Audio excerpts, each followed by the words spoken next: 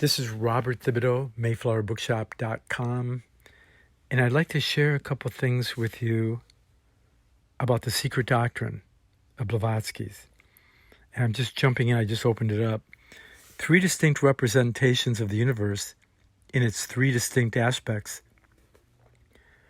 are impressed upon our thought by the esoteric philosophy, the pre-existing evolved from, the ever-existing, and the phenomenal, the world of illusion, the reflection and shadow thereof.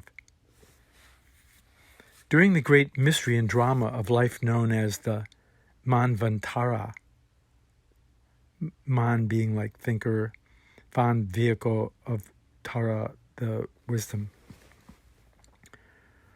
Real cosmos is like the object placed behind the white screen upon which are thrown the Chinese shadows called forth by the magic lantern. The actual figures and things remain invisible, while the wires of evolution are pulled by the unseen hands. And men and things are thus but the reflections on the white field of the realities behind the snares of Mahamaya, or the great illusion. This was taught in every philosophy, in every religion, ante as well as post-Diluvian, or Atlantean, in India and Chaldea, by the Chinese as by the Greek sages. In the former countries, these 3 universes were allegorized in exoteric teachings by the 3 trinities emanating from the central eternal germ and forming with it a supreme unity, the initial, the manifested, and the creative triad, or the 3 in 1. The last is but the symbol in its concrete expression of the first ideal 2. Hence, esoteric philosophy passes over the necessarianism of this purely metaphysical conception and calls the first one only the ever-existing. This is the view of every one of the 6 great schools of Indian philosophy. The 6 principles, that unit body of wisdom, of which the gnosis, the hidden knowledge, is the 7th. I'm jumping here. As Hermes says, knowledge differs much from sense, for sense is of things that surmount it, but knowledge is the end of sense, i.e., of the illusion of our physical brain and its intellect, thus emphasizing the contrast between the laboriously acquired knowledge of the senses and mind, manas, what Steiner calls spirit self, manas, and the intuitive omniscience of the spiritual divine soul, Buddhi. Buddhi Manas, according to Blavatsky, is the eternal self. So it's a universal mind aligned with universal love and compassion. Receives the universal truth, or Atma, and that represents what I call, on a personal level, the mind stream continuum. But it's an intelligence that's sense-free. Here's Blavatsky. Whatever may be the destiny of these actual writings, this secret doctrine I'm reading from, whatever may be the destiny of these actual writings in a remote future, we hope to have proven so far the following facts. The secret doctrine teaches no atheism, except in the Hindu sense of the word nastika, or the rejection of idols, including every anthropomorphic god. In this sense, every occultist is a Nastika. Sometimes people, this is me, sometimes people refer to the Hinduism like, what is it? They ask the question, what is the reality? What is it? What is the true nature of self? And the answer would be not this nor that. Neti, not this nor that. And I think there's something that arises between this and that we become aware. So onward with Blavatsky. Number 1, Secret Doctrine teaches no atheism. Number 2, it admits a logos, or a collective creator of the universe, a demiurgus, in the sense implied when one speaks of an architect of the universe, an architect as the creator of an edifice, whereas the architect has never touched one stone of it, but while furnishing the plan, left all the manual labor to the masons. In our case, the plan was furnished by the ideation of the universe, and the constructive labor was left to the hosts of intelligent powers and forces. But that demiurgos is no personal deity, i.e., an imperfect extra-cosmic God, but only the aggregate of the dhyana koans. That's what Steiner would call the archangels. Perhaps archangels working with the archai. But only the aggregate of the dhyana koans and the other forces. As to the latter, they are dual in their character, being composed of the irrational brute energy inherent in matter and the intelligent soul or cosmic consciousness which directs and guides that energy, and which is the dhyana koanic thought reflecting the ideation of the universal mind. Now this Dhyan or Zhan, the stanzas of Zhan, like John in the Gospel, or Shan Buddhism, it's all this kind of a root of solar logos, the Christos with the Sophia, the solar logos and wisdom, Dhyan koanic thought, reflecting the ideation of the universal mind. This is that Dhyanic thing too is also related to Diana of Ephesus. That's another subject, but I just wanted to mention it for your imaginative inspiration. Continuing with Blavatsky, this results Dhyana koanic thought reflecting the ideation of the universal mind. This results in a perpetual series of physical manifestations and moral effects on earth. During manvantaric periods, the whole being subservient to karma. As that process is not always perfect, and since, however, many proofs it may exhibit of a guiding intelligence behind the veil, it still shows gaps and flaws, and even results very often in evident failures. Therefore, neither the collective host, the demiurgos, nor any of the working powers individually are proper subjects for divine honors or worship. All are entitled to the grateful reverence of humanity, however, and man ought to be ever striving to help the divine evolution of ideas by becoming, to the best of his ability, a co-worker with nature in the cyclic task. The ever unknowable and incognizable Karana alone, the causeless cause of all causes, should have its shrine and altar on the holy and ever untrodden ground of our heart. The invisible,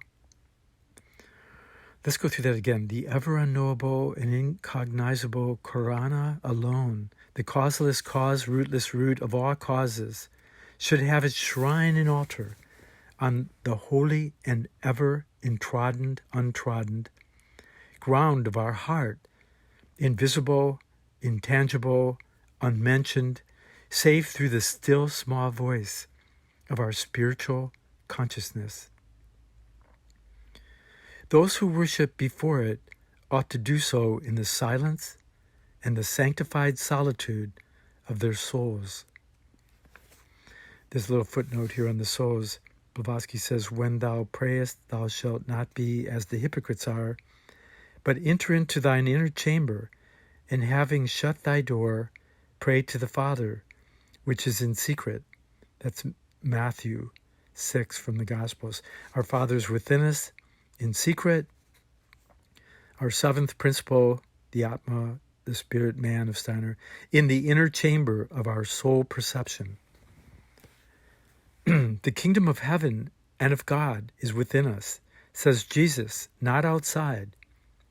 Why are Christians so absolutely blind to the self-evident meaning of the words of wisdom they delight in mechanically repeating? Blavatsky, those who worship before it ought to do so in the silence. This is the still small voice in the heart. To do so in the silence and the sanctified solitude of their souls, making their spirit the sole mediator between them and the universal spirit, their good actions the only priests, and their sinful intentions the only visible and objective sacrificial victims to the presence. See part 2 on the hidden deity, she says. Then number 4, matter is eternal. It is the upadi, the vehicle, the physical basis for the one infinite universal mind to build thereon its ideations. Therefore, the esotericists maintain that there is no inorganic or dead matter in nature, the distinction between the two made by science being as unfounded as it is arbitrary and devoid of reason. Whatever science may think, however, an exact science is a fickle dame. As we all know by experience, occultism knows and teaches differently from time immemorial, from Manu and Hermes down to Paracelsus and his successors. Blavatsky, by the way, occultism means this like purification of the astral body so that the awakened spirit self or manas can arise and we can have a co-creative mindfulness relationship with both the inner holy of holies and the spirit of the universe. For lack of better words, deity. Thus Hermes in Thrice Greatest Trismegistus says, quote, "O my son, matter becomes. Formerly it was, for matter is the vehicle of becoming. Becoming is the mode of activity of the uncreate deity. Having been endowed with the germs of becoming, matter, objective, is brought into birth, for the creative force fashions it according to the ideal forms. Matter not yet engendered has no form. It becomes when it is put into operation." She mentions the definition of Asclepius from the Virgin of the World book, Hermetic book, the Virgin of the World. Again, I've often thought and pondered the origin of matter being the divine Sophia, the radical stillness within us that comes to all meaningfulness, mindfulness, and out of necessity, as a mother would, action comes into action. This infinite potential takes form. So spirit and matter are co-equal. They were born at the same time. They're non-dual at the same time that they're co-creative. Blavatsky quoting here, "Everything is the product of one universal creative effort.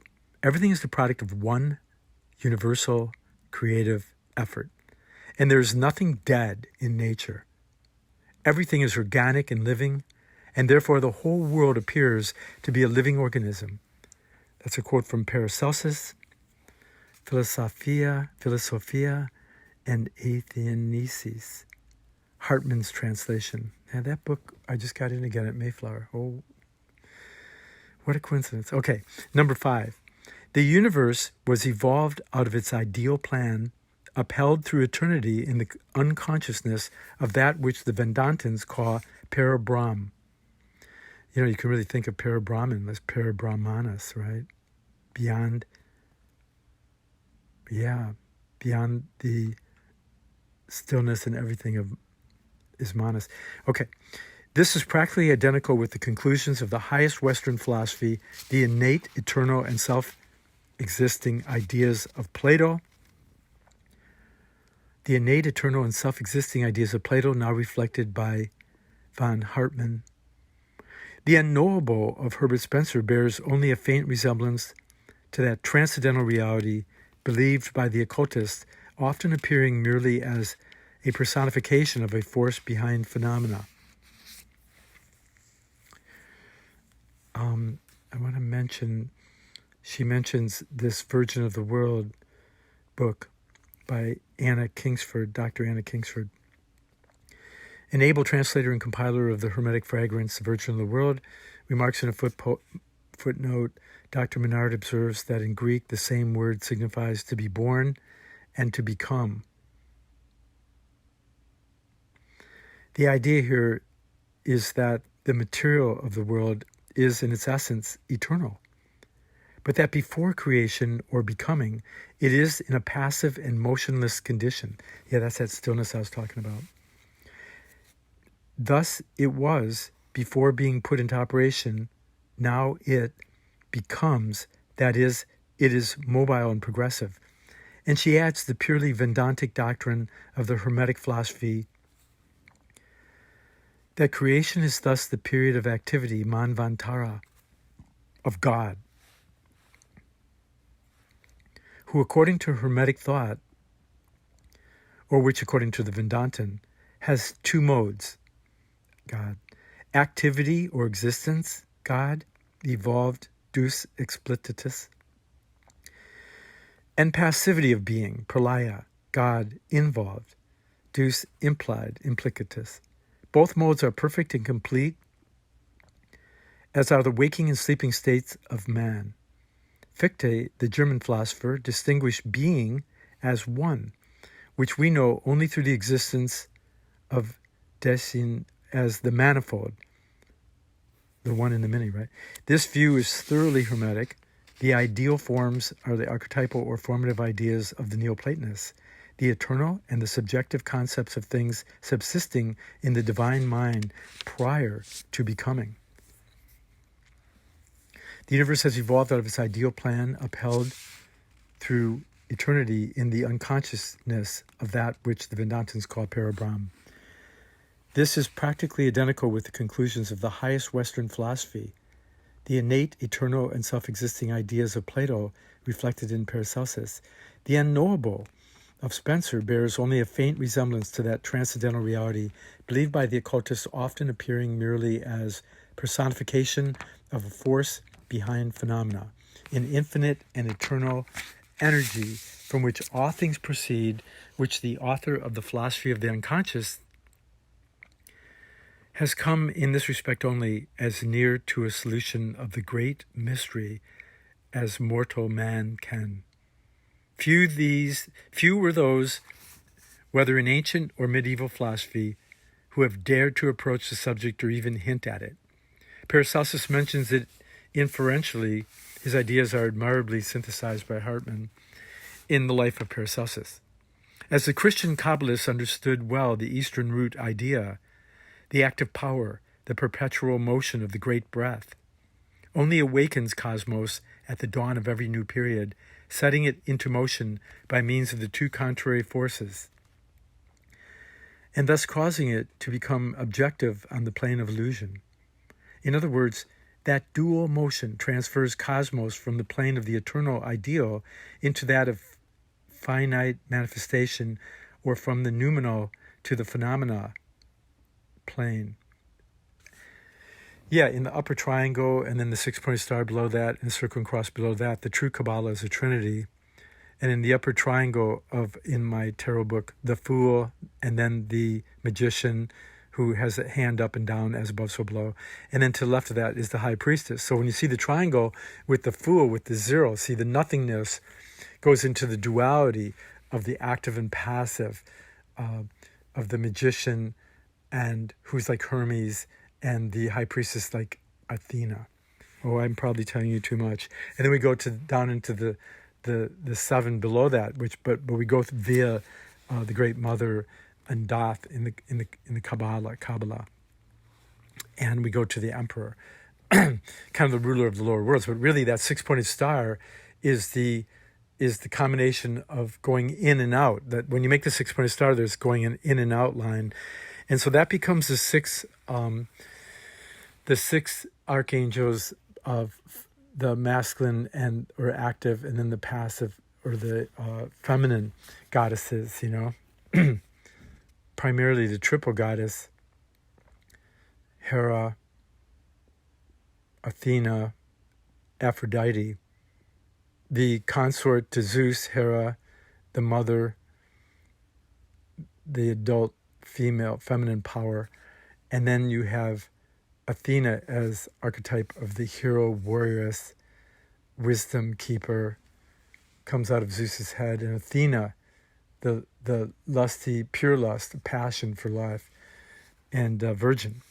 But I don't want to get lost. But then you have in there too the Michael and the Uriel and the Raphael and the Gabriel and two others. And what's at the center of the six-pointed star, interlaced triangles? I mean, when you have like the six passive and six becoming and forces, you actually have 12, right? The 12 signs of zodiac in a way. The 12 companions of either the Christos at center or the divine Sophia, of course. Isis, Sophia, Mari. Back to Blavatsky, I want to show you actually, what I'm trying to point out to you, and it's almost impossible, is that in Isis Unveiled and the Secret Doctrine by H.P.Blavatsky, you have every source. It's like a mothership of the source of all spiritual, esoteric, metaphysical teachings. So she's talking about the Christian Kabbalists understand well the Eastern root idea, the active power, the perpetual motion of the great breath, only awakens cosmos at the dawn of every new period, setting it into motion by means of the two contrary forces, the centripetal and the centrifugal forces, which are male and female, positive and negative, electromagnetic maybe, physical and spiritual, the two being the one primordial force together when they're non-dual. The bliss void, right, of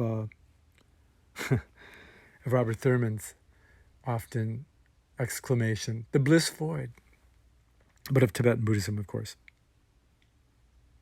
Occultism teaches that no form can be given to anything either by nature or by man whose ideal type does not already exist on the subjective plane.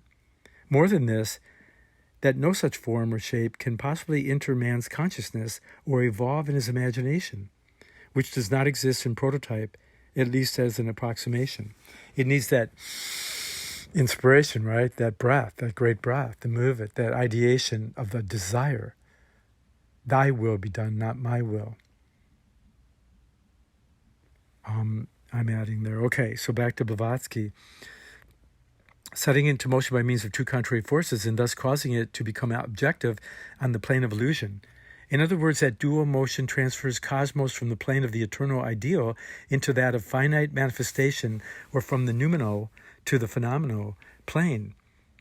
Everything that is, was, and will be, eternally is, even the countless forms, which are finite and perishable only in their objective, not in their ideal form. They existed as ideas in the eternity, and when they pass away, will exist as reflections. Neither the form of a man nor that of any animal, plant, or stone has ever been created, and it is only on this plane of ours that it is commenced becoming, that is, objectivizing into its present materiality, or expanding from within outwards, from the most sublimated and supersensuous essence into its grossest appearance.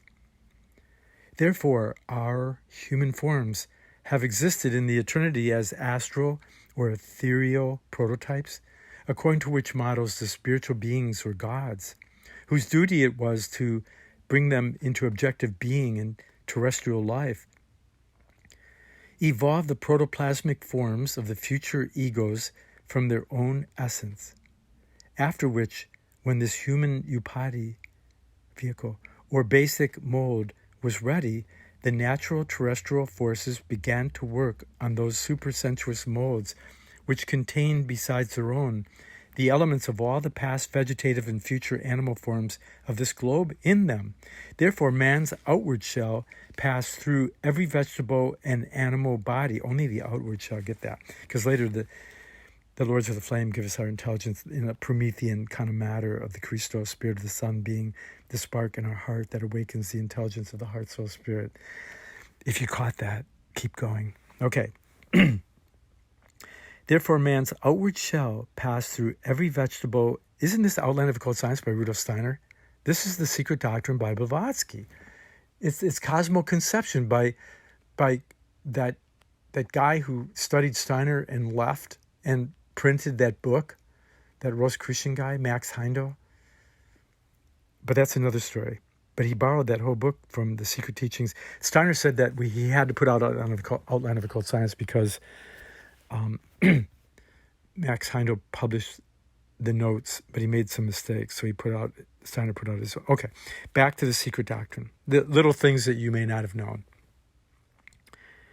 Therefore, man's outward shell passed through every vegetable and animal body, which it assumed, passed through every vegetable and animal body before it assumed the human shape. The outer shell did. As this will be fully described in Book 2 with the commentaries thereupon, there is no need to say more of it here. According to the Hermetic Kabbalistic philosophy of Paracelsus, it is Iliaster, the ancestor, that's Yliaster, Iliaster. Again, throughout history, things are pronounced differently. And I've discovered through time that the people who pronounce everything exactly don't understand what it means. But that is my opinion, that there's exceptions to everything. According to the Hermetic Kabbalistic philosophy of Paracelsus, it's Iliaster, the ancestor of the just-born protyle introduced by Mr. Crookes in chemistry, or primordial proto-materia that evolved out of itself, the cosmos. So she goes on, talk about evolution took place, divided itself, melted and dissolved, developed from within itself, the ideos or chaos, called respectively the mysterium magnum, limbus major, or primordial matter. The primordial essence is of monistic nature, monoistic nature, and manifests itself not only as vital activity, a spiritual force, an invisible, incomprehensible, and indescribable power, but also as vital matter, of which the substance of living beings consists. In this ideos of primordial matter, or the proto-ilos, which is the matrix of all created things, is contained the substance from which everything is formed. It is the chaos. I mean, this is part of what's behind the chaos magic of some of the pagan streams, out of which the macrocosmic, and later on by evolution and division in Mysteria Specialia, each separate being came into existence. All things and all elementary substances were contained in it in potentia, but not in actuality, which makes the translator of Hartmann justly observe that it seems that Paracelsus anticipated the modern discovery of the potency of matter 300 years ago. Okay, so she goes more into that in Paracelsus, and she's getting into the Vishnu Purana, that she goes into ancient spiritual texts of the Upanishads and the Vedas, the most ancient texts, and hints of even Atlantis, taking the two most ancient religious philosophies of the globe, Hinduism and Hermeticism, from the scriptures of India and ancient Egypt. The identity of the two are easily recognizable. Fundamental truths of nature and universal antiquity, and that of the basic ideas upon spirit, matter, and the universe, or upon God, substance, and man being identical. So where do I want to go from here? The universal being that contains all and which is all, put into motion the soul and the world, all that nature comprises, says Hermes, in the manifold unity of universal life. The innumerable individualities, distinguished by their variations, are nevertheless united in such a manner that the whole is one and that everything proceeds from unity. I think on a practical level, it's our inner radical stillness that is the causeless cause. When we're really still looking at our stillness, is the causeless cause for the ever-moving polarity of the universe, of everything, and its own form of everything and nothing. And there's some kind of beyond our sense, there's an initiatory mind that can handle the stillness within us and the everything moving in the universe. And this is the esoteric philosophy. And Blavatsky says, God is not a mind, but the cause that the mind is. Not a spirit, but the cause that the spirit is.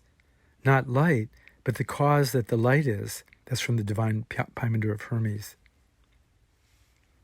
The above shows plainly that the divine Pymander, however much distorted in some passages by Christian smoothing. Blavatsky, by the way, claims that the Kabbalah and all about the sacred books we have been influenced by the 1,000 years, the smoothing of the Christians that ran the world for 1,000 years and didn't let anybody read, right? Was nevertheless written by a philosopher, Divine Pymander was written by a philosopher, while most of the so-called Hermetic fragments are the production of sectarian pagans and a tendency toward an anthropomorphic supreme being. Yet both are the echo of the esoteric philosophy in the Hindu Puranas. Compared to invocations, one of the Hermetic supreme awe, the other to the supreme awe of the latter Aryans, says a Hermetic fragment in the Virgin of the World. I adjure thee, heaven, holy work of the great God. I adjure thee, voice of the Father, uttered in the beginning when the universal world was framed. I adjure thee by the Word, only Son of the Father, who upholds all things. Be favorable, be favorable. One's reminded too of the Tibetan initiations and the 5 principal initiations of which, and there's 2 secret, which is the Word initiation. Okay, this just preceded by the following. Thus the ideal light was before the ideal light, and the luminous intelligence of intelligence was always, and its unity was nothing else than the spirit enveloping the universe, out of whom is neither God nor angels nor any other essentials, for it is the Lord of all things, and the power and the light, and all depends on it, and is in him or it, and so on. Fragments of Hermes. So she goes on with this Hermetic thing of the primordial and the moving and this kind of harmonizing that comes back. And she goes into occult aphorisms. She goes into Kundalini, Kundalini Sakti, the power of force which moves in a curved path. Mantrika Sakti, Parasakti, Yana, Wisdom Sakti. Kundalini Sakti, Mantrika, Mantra Sakti, the 6, and the real origin of these Hindu ideas, and then the causes cause root, this root of the truth being this thing beyond the 6. It's interesting, she gets into the 5-pointed star and the 6-pointed star, and it's interesting, Blavatsky does that because Steiner gets really into it in his esoteric lessons as the 5-pointed star and certain planets and colors being the etheric and the astral is the 6-pointed. And this has to do with the origins of the mysteries of the bread and wine and the electromagnetic coming from that which is beyond all opposites. And you have the 5-pointed origin, antique rose, the generic origin of all grains and thus bread. And you have the 6-pointed lily, like the Madonna lily, for instance, as the astral forces, according to Steiner and Blavatsky. And that this 6-pointed, the lily is the generic origin Oh, I mixed it up a little bit. I'm just off. I'm just doing this ad lib with the secret doctrine in my hands. The five-pointed star of the rose is the generic origin of all fruit, and thus grapes and wine. That's the pink red rose. And the white lily is the origin of all grains, generically. And so I am the rose of Sharon and lily of the valley. And not only do Eucharist mysteries start with Melchizedek and ancient sun oracle sun moon contributions, because the rose is the sun and the moon is more the lily. And it's the earth. See, it's the combining of the grain and bread, spirit and matter.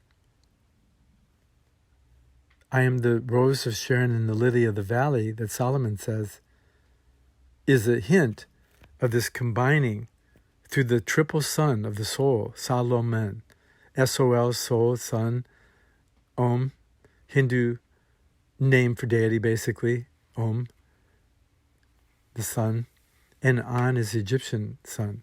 So Solomon itself, that word, is the triple sun of the soul. The triple, when the soul is thrice born Hermes, thrice born Dionysius. This has to do with the awakening of the true nature of the earth within our own soul. And that's why heart spells the word earth. So let all your breath out and breathe a deep breath, all your perceptions empty into your heart, bottoms up, top down. And we imagine that spirit and matter, earth and heaven, sun and moon, combine in our heart. Tibetans would talk about the red drop and white drop of the mother's mother's father's father, bottoms up, top down, combining in the indissoluble drop of the heart, the grail cup of the heart. With the fiery, the earth creates this cup and the stars come down above and the astral meet the etheric in our heart for the true awakening of the Christos, the I am. Again, I'm not giving you exact formula. I'm more poetically arranging and presenting to you these spiritual teachings that are in Isis Unveiled and the Secret Doctrine and Blavatsky's Voice of the Silence and Key to Theosophy. They're available in Rudolf Steiner's Rosicrucian Wisdom, Theosophy of the Rosicrucian, Outline of Esoteric or Occult Science, his book Theosophy, Christianity as Mystical Fact. It's something you have to put together. Manly Hall's Secret Teachings of All Ages, The Divine Pyramid of Hermes, the Neoplatonic Plotinus Proclus. So you can put these things together. Tibetan Buddhism with Gelek Rinpoche or Gyatso. And when you imagine an in-breath straight in, and that the as above, so below, everything above is descending through your crown chakra into your heart, and that the earth rises from below and forms a cup in your heart, and that in stillness we sit with the Holy Trinity of everything, nothing, and a mind arising.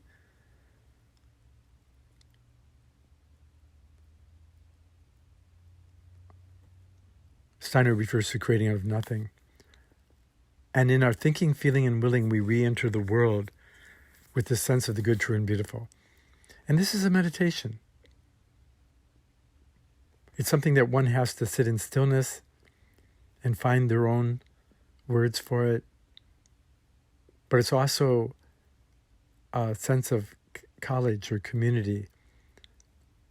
Because I could have named many more people. Yogananda, Vivekananda, Gerald Massey, Ancient Egypt, the Gnosis and the Hermetic fragments of G.R.S. Mead, who translated and put together Thrice Greatest Hermes book, Pistis Sophia, pre-Christian book about Mary Magdalene hanging out with Jesus, right? An initiate. So I wanted to introduce you to this 40-minute or so introduction. And The Secret Doctrine by H.P.Blavatsky. She said her father is the secret doctrine and her mother is the mysteries. And we're the sons and daughters born out of the secret doctrines, the spiritual secret teachings of all ages and all sages, and the mysteries of death and rebirth via the mother. And that we're an awakening. I mean, the whole idea of everything I'm doing with these talks is that each of us can awaken a greater participation with spiritual knowledge that can be applied to our day-to-day life as moms and dads and business people and workers and, drivers. And we're driven to have a job and make money and pay our bills and get along with the neighbors. But we need to have some kind of esoteric, like once we realize that everything is sacred, like in the secret doctrine teachings that I shared today, that everything is alive and that pollution is something that was really good that got misplaced. Pollution is misplaced matter in time and space that is obstructing the great breath and the quiet stillness of the garden that is yet to be and always was and is here now if we could but see. I hope you join me. I hope you subscribe. Think of donating books or whatever to help produce these online sharings. And I hope you share it with your friends. And I hope you keep studying. And I gave you some good ideas to wherever you are, you can wake up right where you are. I hope you get to meditate 3 minutes a day to save the world. That's another talk, how to save the world in 3 minutes a day. It's meditating every day and trying to have this radical stillness that I think can awaken the rest of this. Okay, my brothers and sisters, I will see you later. This is Robert of Mayflower Bookshop. Bless your heart. Join me on the next adventure and journey through the secret doctrines and mysteries of all sages in all ages. Bless your heart.